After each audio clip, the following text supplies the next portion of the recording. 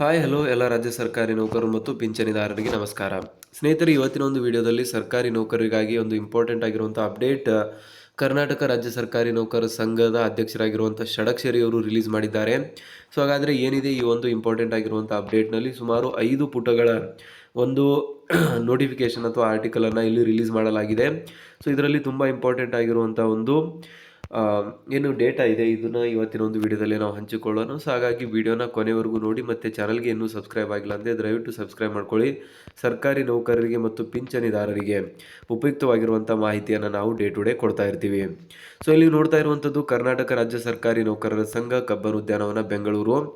ಮುಖ್ಯ ಕಾರ್ಯದರ್ಶಿ ಅವರಿಗೆ ಈ ಒಂದು ಪತ್ರವನ್ನು ಬರೆಯಲಾಗಿದೆ. ಸೊ ವಿಷಯ ಬಂದ್ಬಿಟ್ಟು, ಸರ್ಕಾರಿ ನೌಕರರ ಕರ್ತವ್ಯದ ವೇಳೆಯಲ್ಲಿ ಕೆಲವು ಗಣ್ಯ ವ್ಯಕ್ತಿಗಳು ಹಾಗೂ ಸಾರ್ವಜನಿಕರಿಂದ ನಡೆಯುವ ಹಲ್ಲೆ, ದೌರ್ಜನ್ಯ, ಅವಾಚ್ಯ ಶಬ್ದಗಳಿಂದ ನಿಂದನೆ ಮತ್ತು ಕಿರುಕುಳ ನೀಡುತ್ತಿರುವ ವ್ಯಕ್ತಿಗಳ ವಿರುದ್ಧ ಶಿಸ್ತು ಕ್ರಮ ಜರುಗಿಸಲು ಪೂರಕವಾಗಿ ಸೂಕ್ತ ಕಾನೂನು ರೂಪಿಸಿ ರಕ್ಷಣೆಯನ್ನು ನೀಡಬೇಕು ಅಂತ.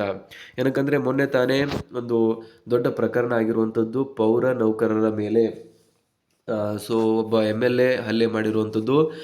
ಆಮೇಲೆ ಒಂದೇ ಒಂದು ಇನ್ಸಿಡೆಂಟ್ ಆಗಿದೆ ಅಂತ ಅಲ್ಲ, ಹಲವಾರು ಇನ್ಸಿಡೆಂಟ್ಗಳಾಗಿದೆ. ಬಟ್ ಹೈಲೈಟ್ ಆಗಿರುವಂಥದ್ದು ಮಾತ್ರ ಆ ಒಂದು ಇನ್ಸಿಡೆಂಟು ಕರ್ನಾಟಕ ರಾಜ್ಯಾದ್ಯಂತ ವೈರಲ್ ಆಗುತ್ತೆ. ಆ ಒಂದು ಹಿನ್ನೆಲೆಯಲ್ಲಿ ರಾಜ್ಯ ಸರ್ಕಾರಿ ನೌಕರರಿಗೆ ಒಂದು ರಕ್ಷಣೆಯನ್ನು ನೀಡೋದಕ್ಕೆ ಒಂದು ಕಾನೂನು ಇರಬೇಕು. ಯಾರಂದ್ರಾರು ಬಂದು ಆವಾಜ್ ಹಾಕುವಂಥ ಒಂದು ಕೆಲಸ ಇಲ್ಲಿ ಆಗಬಾರ್ದು ಅನ್ನೋ ಒಂದು ವಿಷಯವನ್ನು ಗಂಭೀರವಾಗಿ ಪರಿಗಣನೆ ತೆಗೆದುಕೊಂಡಿರುವಂಥ ನಮ್ಮ ಮಹಾನಾಯಕರಾಗಿರುವಂಥ CS ಷಡಕ್ಷರಿಯವರು ಈ ಒಂದು ಕಾನೂನನ್ನು ರೂಪಿಸೋದಕ್ಕೆ ಸರ್ಕಾರಕ್ಕೆ ತಕ್ಷಣ ಪತ್ರವನ್ನು ಬರೆದಿದ್ದಾರೆ. ಸೊ ಹಾಗಾದರೆ ಏನಿದೆ ಕಂಪ್ಲೀಟ್ ಆಗಿರುವಂಥ ಡೀಟೇಲ್ಸು, ಯಾವ ರೀತಿಯಾದಂತಹ ಒಂದು ಕಾನೂನಿನ ಬಗ್ಗೆ ಇವರು ಮಾತುಕತೆಯನ್ನು ಮಾಡ್ತಾ ಇದ್ದಾರೆ, ಎಲ್ಲವನ್ನೂ ಕೂಡ ನೋಡೋಣ ಫರ್ದರ್ ಈ ಒಂದು ವಿಡಿಯೋನ ಕೊನೆವರೆಗೂ ನೋಡಿ, ಮತ್ತು ಚಾನಲ್ನ ಸಬ್ಸ್ಕ್ರೈಬ್ ಮಾಡ್ಕೊಳ್ಳಿ. ವಿಷಯಕ್ಕೆ ಸಂಬಂಧಿಸಿದಂತೆ ಕರ್ನಾಟಕ ರಾಜ್ಯದಲ್ಲಿ ಇತ್ತೀಚಿನ ದಿನಗಳಲ್ಲಿ ರಾಜ್ಯ ಸರ್ಕಾರದ ಅಧಿಕಾರಿ ನೌಕರರ ಕರ್ತವ್ಯದ ವೇಳೆಯಲ್ಲಿ ಕೆಲವು ಸಾರ್ವಜನಿಕರಿಂದ ಹಲ್ಲೆ, ದೌರ್ಜನ್ಯ, ಕಿರುಕುಳ ನಡೆಯುತ್ತಿರುವುದು ಹಾಗೂ ಸಾಮಾಜಿಕ ಸಭೆ ಸಮಾರಂಭಗಳಲ್ಲಿ ಗಣ್ಯ ವ್ಯಕ್ತಿಗಳು ಅವಾಚ್ಯ ಮತ್ತು ಅಸಂವಿಧಾನಿಕ ಪದಗಳನ್ನು ಬಳಸಿ ನಿಂದನೆ ಮಾಡುವಂಥ ಪ್ರಕರಣಗಳು ಹವ್ಯಾತವಾಗಿ ನಡೆಯುತ್ತಿರುವಂಥದ್ದು ದಿನಪತ್ರಿಕೆ, ಸುದ್ದಿ ಮಾಧ್ಯಮಗಳಲ್ಲಿ ಪ್ರಕಟವಾಗಿರುವಂಥದ್ದು ತಾವು ಸಹ ಗಮನಿಸಿರುತ್ತೀರಿ. ಇದರಿಂದಾಗಿ ರಾಜ್ಯದ ಆಡಳಿತ ನಿರ್ವಹಣೆ ಹಾಗೂ ಸರ್ಕಾರಕ್ಕೂ ಮುಜುಗರ ಉಂಟಾಗುತ್ತಿರುವುದಲ್ಲದೆ ಸೇವಾನಿರತ ಅಧಿಕಾರಿ ನೌಕರರ ನೈತಿಕ ಸ್ಪರ್ಧೆಯನ್ನು ಕುಂದಿಸುತ್ತಿದೆ.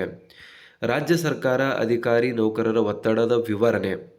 ರಾಜ್ಯದಲ್ಲಿ ಸುಮಾರು 3 ಕೋಟಿ ಜನಸಂಖ್ಯೆ ಇದ್ದ ಅವಧಿಯಲ್ಲಿ 7.23 ಲಕ್ಷ ಮಂಜೂರಾದ ಸರ್ಕಾರಿ ಹುದ್ದೆಗಳಿದ್ದವು. ಆದರೆ ಹಾಲಿ 6.50 ಕೋಟಿಗೂ ಹೆಚ್ಚಿನ ಜನಸಂಖ್ಯೆಗೆ 4.95 ಲಕ್ಷ ನೌಕರರು ಕಾರ್ಯನಿರ್ವಹಿಸುತ್ತಿದ್ದಾರೆ. 2.76 ಲಕ್ಷ ಹುದ್ದೆಗಳು ಹಾಲಿ ಇರುತ್ತದೆ. ಈ ಹುದ್ದೆಗಳ ಕಾರ್ಯ ಹಂಚಿಕೆಯು ಸೇವಾನಿರತ ನೌಕರರಿಗೆ ಹೆಚ್ಚು ಕಾರ್ಯಭಾರದ ಒತ್ತಡವಿದೆ. ರಾಜ್ಯದ ಜನಸಂಖ್ಯೆ ಹೆಚ್ಚಳಕ್ಕೆ ಅನುಗುಣವಾಗಿ ಸರ್ಕಾರ ಹೊಸದಾಗಿ ತಾಲೂಕು ಜಿಲ್ಲೆಗಳನ್ನು ಹೆಚ್ಚಳ ಮಾಡುತ್ತಾ ಬಂದಿದೆ. ಅದಕ್ಕೆ ಪೂರಕವಾಗಿ ಸರ್ಕಾರಿ ಹುದ್ದೆಗಳನ್ನು ಸಹ ಹೆಚ್ಚಳ ಮಾಡಬೇಕಾಗಿರುತ್ತದೆ. ಆದರೆ ಈ ಕ್ರಮ ಸರ್ಕಾರದಿಂದ ಈವರೆಗೂ ಆಗಿರುವುದಿಲ್ಲ. ರಾಜ್ಯ ಬಜೆಟ್ ಗಾತ್ರ ವರ್ಷದಿಂದ ವರ್ಷಕ್ಕೆ ಹೆಚ್ಚಾಗುತ್ತಿದ್ದು ಅದಕ್ಕೆ ಪೂರಕವಾಗಿ ಕೆಲಸವೂ ಹೆಚ್ಚಾಗುತ್ತಿದೆ. ಈ ಹೆಚ್ಚಿನ ಕಾರ್ಯವನ್ನು ಹಾಲಿ ನೌಕರರೇ ನಿರ್ವಹಿಸುತ್ತಿದ್ದಾರೆ. ಸೊ ಇದ್ರ ಬಗ್ಗೆಯೂ ಕೂಡ ನಮ್ಗೆ ಗೊತ್ತಿದೆ. ಹೆಚ್ಚಿನ ಸಂಖ್ಯೆಯಲ್ಲಿ ನೌಕರರು ಇಲ್ಲದೇ ಇರುವಂಥದ್ದು, ಹಾಲಿ ನೌಕರರಿಗೆ ತುಂಬಾ ಜಾಸ್ತಿ ಒತ್ತಡ ಇಲ್ಲಿ ಆಗ್ತಾ ಇರುವಂಥದ್ದು. ಜನಸಂಖ್ಯೆಗೆ ಅನುಗುಣವಾಗಿ ಅಷ್ಟು ಹೆಚ್ಚಿನ ನೌಕರರನ್ನು ಇಲ್ಲಿ ನೇಮಕ ಮಾಡಿಕೊಳ್ಳದೇ ಇರುವಂಥದ್ದು ರಾಜ್ಯ ಸರ್ಕಾರ ತನ್ನ ಒಂದು ಹಣವನ್ನು ಉಳಿಸೋದಕ್ಕಾಗಿ ಈ ರೀತಿ ಮಾಡ್ತಾ ಇದೆ. ನೆಕ್ಸ್ಟ್ 4ನೇ ಪಾಯಿಂಟ್ ಬಂದ್ಬಿಟ್ಟು, ಆಯಾ ಸರ್ಕಾರಗಳು ಅಧಿಕಾರಕ್ಕೆ ಬಂದ ಸಂದರ್ಭಗಳಲ್ಲಿ ಜನಸಾಮಾನ್ಯರಿಗೆ ಪೂರಕವಾಗಿ ಹೊಸ ಯೋಜನೆಗಳನ್ನು ಜಾರಿಗೊಳಿಸುವುದರಿಂದ ಸಹಜವಾಗಿಯೇ ಕೆಲಸದ ಒತ್ತಡ ಹೆಚ್ಚಾಗಿದ್ದರೂ ಯಾವುದೇ ಹೊಸ ಹುದ್ದೆಗಳು ಸೃಜನೆಯಾಗಿರುವುದಿಲ್ಲ. ಆದಾಗ್ಯೂ ಅಂತಹ ಯೋಜನೆಗಳನ್ನು ಕಾರ್ಯಗತಗೊಳಿಸಿ ಜನಸಾಮಾನ್ಯರಿಗೆ ಮುಟ್ಟಿಸುವ ಗುರುತದ ಒಂದು ಜವಾಬ್ದಾರಿ ಸರ್ಕಾರದ ಅಧಿಕಾರಿ ನೌಕರರ ಮೇಲಿರುತ್ತದೆ. ಹೆಚ್ಚುವರಿ ಜವಾಬ್ದಾರಿಗೆ ಪೂರಕವಾಗಿ ಹುದ್ದೆ ಸೃಜನೆಯಾಗುತ್ತಿಲ್ಲ ಅಂತ ಕೂಡ ಸರ್ಕಾರಿ ನೌಕರರ ಅಳಿಲನ್ನು ಇಲ್ಲಿ ಹೇಳಿಕೊಂಡಿದ್ದಾರೆ. ಸೊ ಇದಾದಮೇಲೆ ಫರ್ದರ್ ನೆಕ್ಸ್ಟ್ ಪಾಯಿಂಟಲ್ಲಿ, ಈ ಮಧ್ಯೆ ಕೇಂದ್ರ ಸರ್ಕಾರವು ಸಹ ಆಗಾಗ್ಗೆ ಹೊಸ ಯೋಜನೆಗಳನ್ನು ರಾಷ್ಟ್ರ ವ್ಯಾಪ್ತಿ ಜಾರಿಗೆ ತಂದ ಸಂದರ್ಭದಲ್ಲಿ ಅಂತಹ ಯೋಜನೆಗಳನ್ನು ಸಹ ರಾಜ್ಯದ ಸರ್ಕಾರಿ ನೌಕರರು ನಿರ್ವಹಿಸುತ್ತಿದ್ದಾರೆ. ಪ್ರತಿ ವರ್ಷದ ಆಯವ್ಯಯದಲ್ಲಿ ಸರ್ಕಾರ ಇಲಾಖಾವಾರು ನಿಗದಿಪಡಿಸಿರುವ ತೆರಿಗೆ ಸಂಗ್ರಹಿಸುವ ಜವಾಬ್ದಾರಿಯನ್ನು ನಿರ್ವಹಿಸುತ್ತಿದ್ದಾರೆ.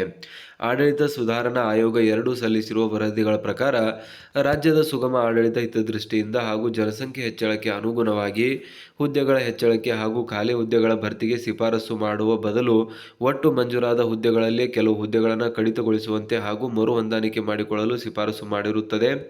ರಾಜ್ಯ ಸರ್ಕಾರ ಪ್ರತಿ ವರ್ಷ ಆಯವ್ಯಯದಲ್ಲಿ ಸಿದ್ಧಪಡಿಸಲು ಪೂರಕ ಮಾಹಿತಿಯನ್ನು ಸಂಗ್ರಹಿಸಿ ಸರ್ಕಾರಕ್ಕೆ ವರದಿ ಮಾಡುವುದು ಹಾಗೂ ಆಯವ್ಯಯದಲ್ಲಿ ನಿರ್ದಿಷ್ಟಪಡಿಸುವ ಗರಿಷ್ಠ ಮಿತಿಯನ್ನು ಸರ್ಕಾರಿ ನೌಕರರು ಸಾಧಿಸುವ ಗುರುತರ ಜವಾಬ್ದಾರಿಯನ್ನು ನಿರ್ವಹಿಸುತ್ತಿದ್ದಾರೆ.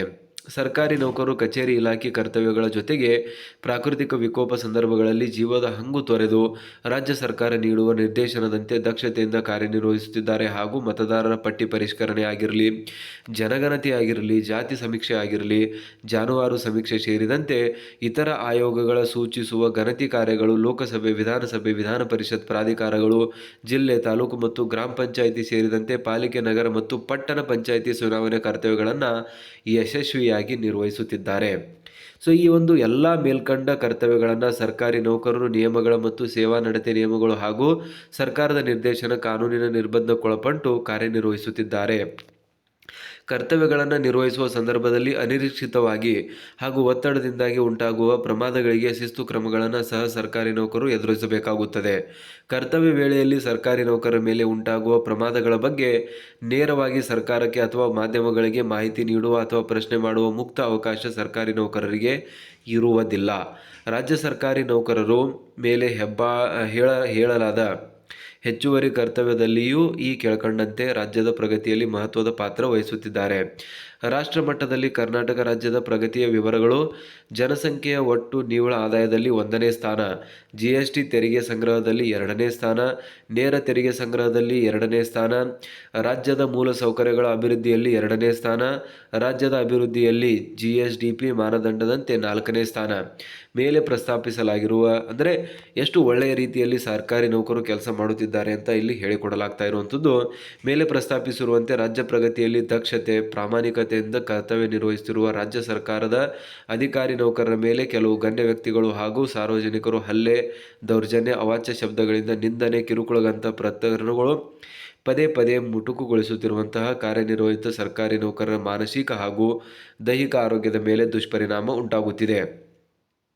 ಇದರಿಂದ ಸಾರ್ವಜನಿಕ ವಲಯದಲ್ಲಿ ಸರ್ಕಾರದ ಆಡಳಿತ ವ್ಯವಸ್ಥೆಯ ಮೇಲೆ ಕೆಟ್ಟ ಹೆಸರು ಬರುತ್ತಿದೆ. ಈ ಸಂಬಂಧ ಸರ್ಕಾರಿ ನೌಕರರ ರಕ್ಷಣೆಗಾಗಿ ಸೂಕ್ತ ಕಾನೂನುಗಳನ್ನು ರಚಿಸುವಂತೆ ಸಂಘವು ಸರ್ಕಾರಕ್ಕೆ ಅನೇಕ ಬಾರಿ ಮನವಿ ಮಾಡಿರುತ್ತದೆ. ಈವರೆಗೆ ನಡೆದಿರುವ ಕೆಲವು ಪ್ರಮುಖ ಹಲ್ಲೆ, ದೌರ್ಜನ್ಯ ಪ್ರಕರಣಗಳ ಮಾಹಿತಿಯನ್ನು ಕೂಡ ಮೇಲ್ಕಂಡ ಅಂಶಗಳ ಹಿನ್ನೆಲೆಯಲ್ಲಿ ಇಲ್ಲಿ ನೀಡಲಾಗಿರುವಂಥದ್ದು.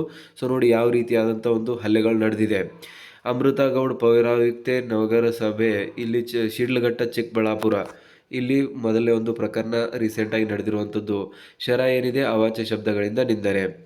BK ಚಂದ್ರಮೌರೇಶ್ವರ್, ತಹಶೀಲ್ದಾರ್, ಕೋಲಾರ ಮುಳಬಾಗಿಲು ತಾಲೂಕು, ಮಾರಣಾಂತಿಕ ಹಲ್ಲೆ ಮಾಡಲಾಯಿತು. Chandrashekar, surveyor, Kolar Bangarapete, survey notice ವಿತರಣೆ ನೀಡುವ ಸಂದರ್ಭ. ಕೃಷ್ಣ, ಉಪನಿರ್ದೇಶಕರು, ಆಹಾರ ಇಲಾಖೆ, ರಾಯಚೂರು, ರೈತರಿಂದ ಹಲ್ಲೆ. SP ದಾವಣಗೆರೆ ಅವಾಚ್ಯ ಶಬ್ದಗಳಿಂದ ನಿಂದನೆ. ರುದ್ರಣ್ಣ ಎಡೆಯನ್ನವರ್, SDC ತಹಶೀಲ್ದಾರ್ ಕಚೇರಿ, ಬೆಳಗಾವಿ, ರಾಜಕೀಯ ಹಸ್ತಕ್ಷೇಪ. ಅಂಜಲಿ ಗಿರೀಶ್ ಕಂಬನೂರು, FDA ಮಾರಣಾಂತಿಕ ಹಲ್ಲೆಯನ್ನು ಮಾಡಲಾಯಿತು. ಪರಶುರಾಮ್ ರಾಥೋಡ್, ಅಬಕಾರಿ ಪೇದೆ, ಇವರ ಮೇಲೆ ಹಲ್ಲೆ ಮತ್ತು ಸುಲಿಗೆಗೆ ಗೃಹ ಬಂಧನ. ನಾಗರಾಜ್ ಗಿನಿವಾಲ್, PDO ಹಿರಿಗೊಪ್ಪ, ಧಾರವಾಡ, ಹಲ್ಲೆ. ಶರತ್ ಕುಮಾರ್, ತಹಶೀಲ್ದಾರ್, ಬೆಂಗಳೂರು ದಕ್ಷಿಣ, ಮಾಗಡಿ ಅವಾಚ್ಯ ಶಬ್ದಗಳಿಂದ ನಿಂದನೆ. ಮಂಜುಳಾ ಶಿಕ್ಷಕಿ, ಮಾಲೂರು, ಕೋಲಾರ, ಮಾರಣಾಂತಿಕ ಹಲ್ಲೆ. ಮೋಹನ್ ಕುಮಾರ್, PDO ಬೆಂಗಳೂರು ಗ್ರಾಮಾಂತರ, ನೆಲಮಂಗಲ, ಹಲ್ಲೆ. ಕಮೀನಿ ಮುಕ್ತಾರ್, PWD ಎಂಜಿನಿಯರ್, ಗಂಗಾಧರ್ ಮಾಳಗಿ, ಆಯುಕ್ತ ನಗರಾಭಿವೃದ್ಧಿ, ಕಲಬುರಗಿ, ಮುಖಕ್ಕೆ ಮಶಿ. Doctor Naveen, PDO Parameshwar, EO taluk panchayat, Vijayanagara, Huvina ಹಡಲಗಿ, RTI ಕಾರ್ಯಕರ್ತರ ಒಂದು ಹಾವಳಿ. ಸೊ ಈ ರೀತಿಯಾಗಿ ಒಂದಲ್ಲ ಒಂದು ರೀತಿಯಲ್ಲಿ ಸಾರ್ವಜನಿಕರಾಗಿರ್ಬೋದು, ರೈತರಾಗಿರ್ಬೋದು, ಅಥವಾ ಒಂದು ಸರ್ಕಾರದ ಗಣ್ಯ ವ್ಯಕ್ತಿಗಳಾಗಿರ್ಬೋದು, ಮಂತ್ರಿ ಸಂತ್ರಿಗಳಾಗಿರ್ಬೋದು, ಎಲ್ಲರೂ ಕೂಡ ಸರ್ಕಾರಿ ನೌಕರರಿಗೆ ಇಲ್ಲಿ ಕಿರುಕುಳವನ್ನು ನೀಡುವಂತಹ ಒಂದು ಕೆಲಸ ಆಗ್ತಾ ಇರುವಂಥದ್ರ ಬಗ್ಗೆ CS ಷಡಕ್ಷರಿ ಅವರು ಇಲ್ಲಿ ಹೈಲೈಟ್ ಮಾಡಿದ್ದಾರೆ. ಮೇಲ್ಕಂಡ ವಿಷಯಗಳ ಹಿನ್ನೆಲೆಯಲ್ಲಿ ರಾಜ್ಯದಲ್ಲಿ ಪ್ರಸ್ತುತ 2.73 ಲಕ್ಷ ಹುದ್ದೆಗಳು ಖಾಲಿ ಇದ್ದಾಗಿಯೂ ರಾಜ್ಯದ ಅಭಿವೃದ್ಧಿಗಾಗಿ ದಕ್ಷತೆ ಮತ್ತು ಪ್ರಾಮಾಣಿಕತೆಯಿಂದ ಕಾರ್ಯನಿರ್ವಹಿಸುತ್ತಿರುವ ಸರ್ಕಾರಿ ನೌಕರರ ಕರ್ತವ್ಯದ ವೇಳೆಯಲ್ಲಿ ಕೆಲವು ಗಣ್ಯ ವ್ಯಕ್ತಿಗಳು ಹಾಗೂ ಸಾರ್ವಜನಿಕರಿಂದ ಹಲ್ಲೆ, ದೌರ್ಜನ್ಯ, ಅವಾಚ್ಯ ಶಬ್ದಗಳಿಂದ ನಿಂದನೆ, ಕಿರುಕುಳ ನಡೆಯಲ್ಲಿ ಅಂತಹವರನ್ನು ಶಿಕ್ಷೆಗೆ ಒಳಪಡಿಸಲು ಪೂರಕವಾಗುವಂತಹ ಕಠಿಣ ಕಾನೂನುಗಳನ್ನು ರೂಪಿಸುವ ಮೂಲಕ ಅಧಿಕಾರಿ ನೌಕರರು ಮುಕ್ತ ವಾತಾವರಣದಲ್ಲಿ ದಕ್ಷತೆಯಿಂದ ಕಾರ್ಯನಿರ್ವಹಿಸುವ ಅವಕಾಶ ಕಲ್ಪಿಸುವಂತೆ ತಮ್ಮಲ್ಲಿ ಕೋರಲಾಗಿದೆ. ತಮ್ಮ ವಿಶ್ವಾಸಿ ಸಿ.ಎಸ್. ಷಡಕ್ಷರಿ ಅವರ ಒಂದು ಸೈನ್ ಕೂಡ ನೀವು ನೋಡ್ತಾ ಇರುವಂಥದ್ದು. ಸೊ ಒಟ್ಟಾರೆಯಾಗಿ ರಾಜ್ಯ ಸರ್ಕಾರಿ ನೌಕರರ ಹಿತದೃಷ್ಟಿಯಿಂದ ರಾಜ್ಯ ಸರ್ಕಾರಿ ನೌಕರರ ಒಂದು ಕಾರ್ಯಕ್ಷಮತೆ ಎಲ್ಲವನ್ನು ಕೂಡ ಇಲ್ಲಿ ಹೆಚ್ಚಿಸುವ ಒಂದು ನಿಟ್ಟಿನಲ್ಲಿ ಮತ್ತು ಅವರ ಒಂದು ಘನತೆಯನ್ನು ಕಾಪಾಡುವ ಒಂದು ನಿಟ್ಟಿನಲ್ಲಿ ರಾಜ್ಯ ಸರ್ಕಾರಿ ನೌಕರರ ಪರವಾಗಿ ಸಿ.ಎಸ್. ಷಡಕ್ಷರಿ ಅವರು ಪತ್ರವನ್ನು ಬರೆದಿದ್ದಾರೆ. ತಕ್ಷಣದಿಂದ ಒಂದು ಕಾನೂನನ್ನು ಇಲ್ಲಿ ರೂಪಿಸಬೇಕು ಅಂತ ಮಹತ್ವದ ಮಾಹಿತಿಯನ್ನು ಇಲ್ಲಿ ಸರ್ಕಾರಕ್ಕೆ ನೀಡಿದ್ದಾರೆ. ತುಂಬ ವಿಸ್ತೃತವಾಗಿರುವಂಥ ಲೇಖನವನ್ನು ಕೂಡ ಅವರು ರಿಲೀಸ್ ಮಾಡಿರುವಂಥದ್ದು ಗಮನಾರ್ಹ ವಿಷಯವಾಗಿದೆ. ಸೊ ದಯವಿಟ್ಟು ಈ ಒಂದು ಮಾಹಿತಿಯನ್ನು ಎಲ್ಲರ ಜೊತೆ ಶೇರ್ ಮಾಡಿ. ಚಾನಲ್ನ ಇನ್ನೂ ಸಬ್ಸ್ಕ್ರೈಬ್ ಆಗಿಲ್ಲ ಅಂದರೆ ಸಬ್ಸ್ಕ್ರೈಬ್ ಮಾಡ್ಕೊಳ್ಳಿ. ಸರ್ಕಾರಿ ನೌಕರರಿಗೆ ಸಂಬಂಧಪಟ್ಟಿರುವಂಥ ಪ್ರತಿಯೊಂದು ಮಾಹಿತಿಯನ್ನು ಒಳ್ಳೆ ಆತ್ಮೀಯತೆಯಾಗಿ ನಿಮಗೆ ನಾವು ತಲುಪಿಸ್ತಾ ಇರ್ತೀವಿ. ಸೊ ಸಿಗೋಣ ಸ್ನೇಹಿತರೆ ಮುಂದಿನ ಒಂದು ವಿಡಿಯೋದಲ್ಲಿ. ಜೈ ಹಿಂದ್, ಜೈ ಕರ್ನಾಟಕ.